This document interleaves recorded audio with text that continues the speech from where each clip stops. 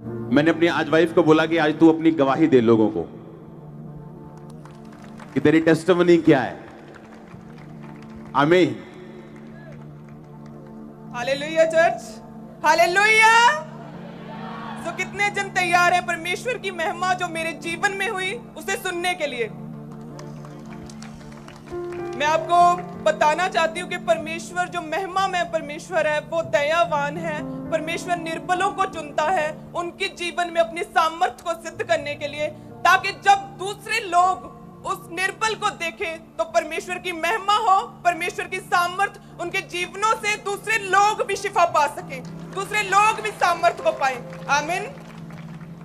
हम पहला कुरिन्थियों उसकी 26 आयत को पढ़ेंगे कि हे भाइयों, अपने बुलाए जाने को तो सोचो कि ना शरीर के अनुसार बहुत ज्ञानवान और ना बहुत सामर्थी और ना बहुत कुलीन बुलाए गए, परंतु परमेश्वर ने जगत के मूर्खों को चुन लिया है कि ज्ञानवानों को लज्जित करे, और परमेश्वर ने जगत के निर्बलों को चुन लिया है कि बलवानों को लज्जित करे। आमीन। मैं आपको बताना चाहती हूँ, अपनी जिंदगी की बहुत ही बड़ी गवाही देना चाहती हूँ कि मैं अपनी जिंदगी में जब मैं पढ़ रही थी तो मैं बहुत ही पैशनेट थी अपनी स्टडी के लिए। मैंने पहले ग्रेजुएशन की, उसके बाद मैंने PGDCA किया, उसके बाद मैंने MSc IT की, लेकिन इतना पढ़ी लिखी होने के बावजूद भी मुझ में एक बहुत ही बड़ी कमी थी, एक कमजोरी थी, एक निर्बलताई थी कि मैं किसी के सामने बोल नहीं सकती थी, मैं किसी के सामने अपने वर्ड्स को एक्सप्रेस नहीं कर सकती थी।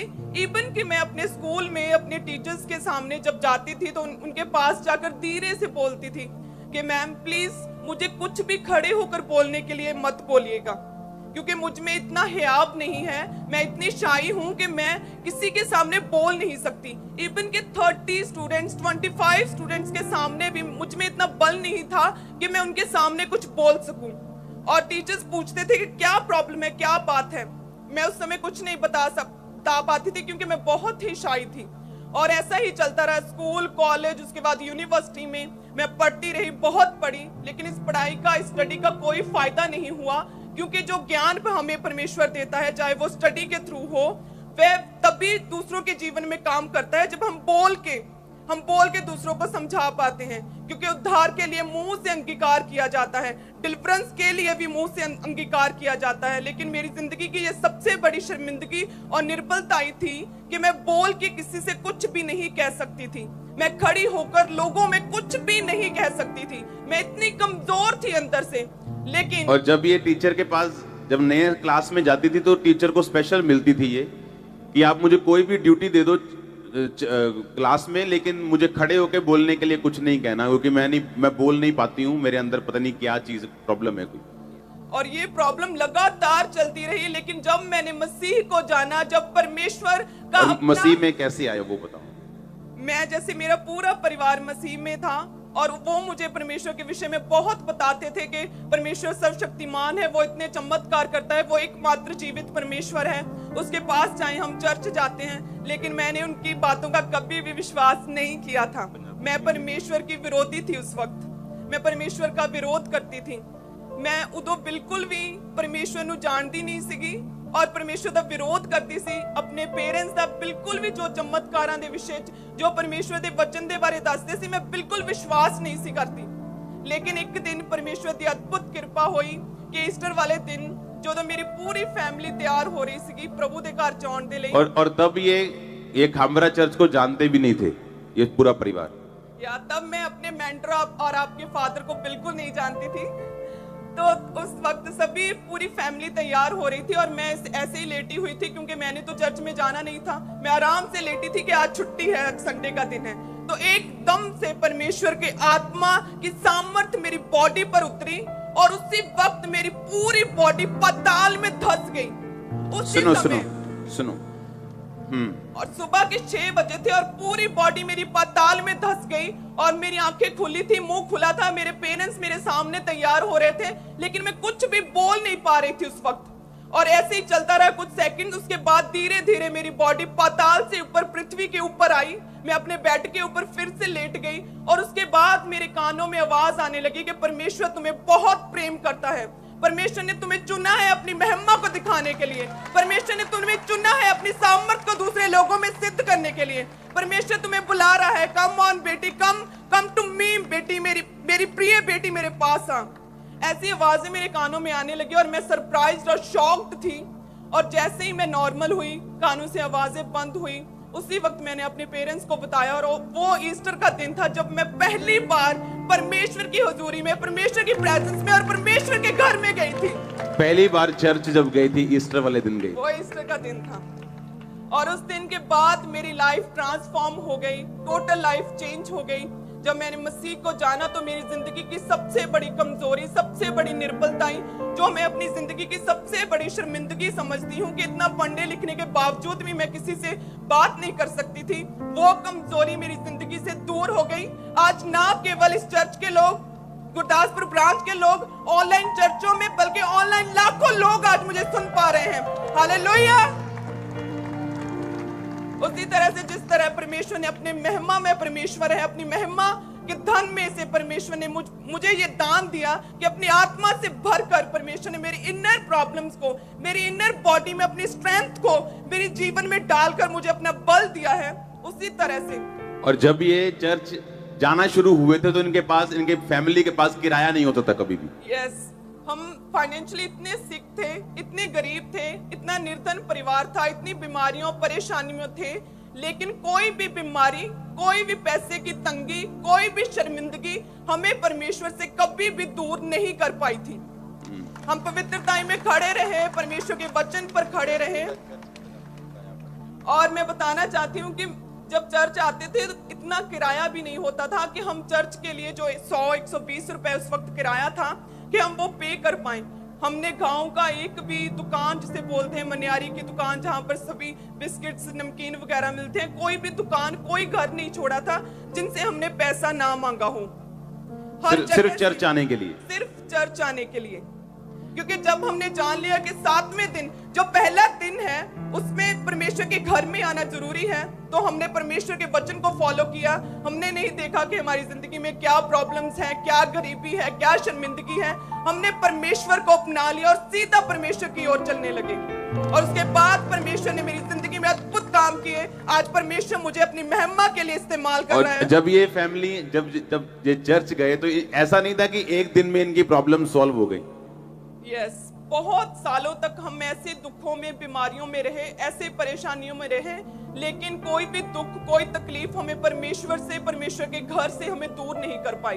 लगातार हम परमेश्वर के वचन में अड़े और खड़े रहे। इसीलिए आज परमेश्वर ने मुझे अपने दास के लिए, परमेश्वर ने अपनी महिमा के लिए, अपने कामों के लिए परमेश्वर ने मुझे चुना है। आमीन। और जब मेरी इसके साथ मैरिज हुई तो ये बहुत सिंपल थी। ये इतनी सिंपल थी कि मुझे मैसेज आए बहुत सारे लोगों के कि लड़कियां तो बड़ी तैयार श्यार हो कि आपके आसपास फिरती थी, ये सोच गया कि आपको बड़ी मॉडर्न लड़कियां पसंद होंगी, आप चंडीगढ़ से पढ़े हो, ये आपने क्या चुना। इतनी सिंपल, पूरे बाजू वाले सूट, बिल्कुल तेल लगा के, इतना सिंपल। सुनो, जब इसकी मैरिज हुई तो ये 25 साल की थी। हाँ जी। उससे पहले की लाइफ बताओ क्या थी? मैं पहले बहुत ही सिंपल थी, बहुत ही सिंपल घराने से थी, गरीब परिवार से थी, लेकिन स्टडी का इतना पैशन था मुझे पढ़ाई करने का। जब स्कूल कॉलेज में भी जाती थी तो बहुत सिंपल, तेल मल के, बिल्कुल सीधे बाल, सिंपल सूट, 2-4 सूट होते थे गिनती के, जो डाल के चेंज कर करके कॉलेज में, स्कूल में जाती थी। और बहुत ही शाई थी मैं, हमेशा अपनी लाइब्रेरी में बैठी रहती थी मैं। और कोई लड़का नहीं, कोई बॉयफ्रेंड नहीं, कोई ऐसा चक्कर नहीं जैसे आज होते हैं लोगों। क्योंकि मैं स्टडी में थोड़ी होशियार थी, तो जो क्लास के बॉयज थे, अगर उन्होंने मुझसे नोट्स लेने होते थे तो सबसे पहले वो मुझे दीदी बोलते थे। तो पूरे स्कूल में सभी बॉयज मुझे दीदी बोलते थे, यूनिवर्सिटी में। और टीचर्स हैरान थे कि तुम्हें ही अकेली एक ही लड़की को सारे लड़के दीदी क्यों बोलते हैं। वो परमेश्वर की महिमा थी, वो परमेश्वर का महिमा में हाथ था मेरे ऊपर कि परमेश्वर ने मुझे संभाल के रखा ताकि आज मैं लाखों रूहों को बचा पाऊं।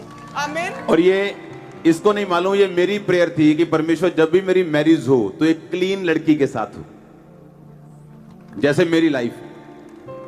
आमीन। तो आप इमेजिन कर सकते हो कि अगर एक बंदा पवित्रताई में कहां भी क्यों ना हो, बाइबल कहती परमेश्वर ने कहा कि मैंने जगत के, कहता परंतु परमेश्वर ने जगत के मूर्खों को चुन लिया। कहता परमेश्वर ने इसलिए चुना जगत के मूर्खों को कि वो ज्ञानवानों को लज्जित कर सके। बैठ जाओ सब जन अपनी बॉडी में, आत्मा में आप हमारे साथ खड़े हैं। गुरदासपुर बैठ जाओ, सब जगह लोग बैठ जाओ। उसमें लिखा परमेश्वर ने जगत के निर्बलों को चुन लिया कि वो बलवानों को लज्जित करें। आमीन। कहता परमेश्वर ने तुम्हें इसलिए नहीं चुना आज प्रचार करने के लिए कि तुम बड़ा अच्छा बोलती थी या तुम पढ़ी लिखी थी। आज परमेश्वर ने ऐसे बंदे को चुना जो स्पेशल क्लास में जाके बोलता था कि भाई साहब मुझे खड़े होने के लिए नहीं बोलना, कुछ मर्जी काम कर लो, झाड़ू मरवा लो, पोछा मरवा लो, मॉनिटर बना दो, कुछ भी कर लो, मुझे खड़े होकर कुछ स्पीच देने के लिए नहीं बोलना है। और परमेश्वर ऐसे ही व्यक्ति को चुनता है कि कल को वो ये ना कहे कि मेरी ताकत की वजह से मैं बोल रहा हूं। परमेश्वर ने कहा, वरन परमेश्वर ने जगत के नीचों तुच्छों जो है भी नहीं उनको चुन लिया कि उन्हें जो अपने आप को कुछ समझते हैं उन्हें व्यर्थ ठहराएं, ताकि कोई प्राणी परमेश्वर के सामने घमंड ना करने पाए। आप में से कितनी बहनें यहां पे होंगी जो आज गरीब होंगी, कितने भाई यहां पे होंगे जो गरीब परिवार से होंगे।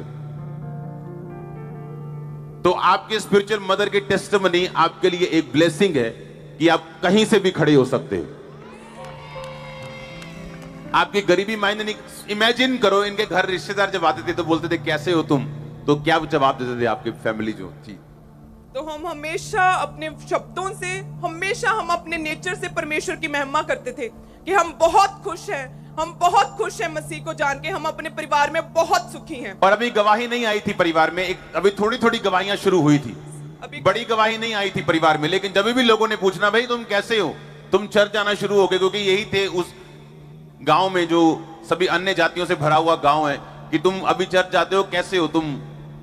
तो हम खुल के मसीह की प्रशंसा करते थे परमेश्वर की, वो सामर्थ्य परमेश्वर है। हम बहुत खुश हैं, हम अपनी जिंदगी में हर एक दुख से हमने शिफा पा ली है। हमने कभी भी अपने मुंह से ये नहीं बोला था उस वक्त कि हम दुखी हैं, हम बीमार हैं, हम परेशानी में हैं। नो, हमने हमेशा परमेश्वर की अपने शब्दों से महिमा की थी। और आज वैसा ही हुआ, और सेम वैसा ही हुआ जैसा हमने अंगीकार किया था। और ये 3 बेटियां और एक बेटा है, ये 3rd बेटी है। yes. जब ये हुई थी तो लोग रोए थे, इसकी फैमिली रोई थी, इसके पापा के और मदर को छोड़ के। yes. मेरे पेरेंट्स को छोड़कर सभी गांव के लोग हमारे पास अफसोस करने के लिए आ रहे थे जब मेरा बर्थ हुआ कि पहले ही ऑलरेडी 2 गर्ल्स थी, अभी एक और तीसरी बेटी हो गई। तो सभी दुखी थे, सभी दुख के साथ मम्मा पापा के पास आ रहे थे कि अब ये क्या हो गया। लेकिन मेरे फादर बहुत ही खुश थे, उन्होंने बोला कि ये परमेश्वर ने दिया है, ये रब ने दी है, तो परमेश्वर आप ही देखूगा। मेरे फादर ने वर्ड्स बोले सी, उन्होंने पूरा इंजॉय सैलीब्रेट किया सी मेरे बर्थ नु, मेरे फादर और मदर ने। लेकिन बाकी सारे साडे रिश्तेदार, साडे पिंड दे लोग सारे बहुत दुखी सी कि तीसरी कुड़ी फेर आ गई, क्योंकि तीसरा मुंडा चाहिए सी इन्हां नूं, क्योंकि पहला बेटी सी, दूजी बेटी सी, और जो तीजी बेटी हुई तो मतलब रिश्तेदार मतलब अफसोस मनाने लिए आ रहे थे, मतलब रो के, कोई रो के दिखा रहा सी, कोई अफसोस मना रहे, कोई विरोधी खुश हो रहे थे कि लो ये तीजी कुड़ी हो गई। पर अगर आप ध्यान से देखो, इसी 3rd लड़की ने अपनी फैमिली का बेटा बन गई है। अब हमारे गांव के लोगों में जो हमारी कमजोरियां थी वो अब हमारे घमंड का कारण बन गई हैं।